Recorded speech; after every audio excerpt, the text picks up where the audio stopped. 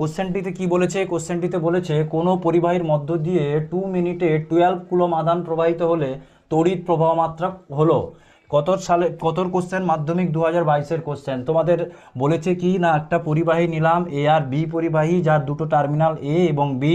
বলেছে কি না, সময় কত? 2 মিনিট, আধান কত? 12 কুলম। তাহলে আইর মান কত? আমি এখান থেকে বলতে পারি যে I is equal to Q by T, যেখানে কিউ সমান কি? কুলম, টি সমান কি? সেকেন্ড। এখানে বলেছে কত কুলম? না, বলেছে 12 কুলম।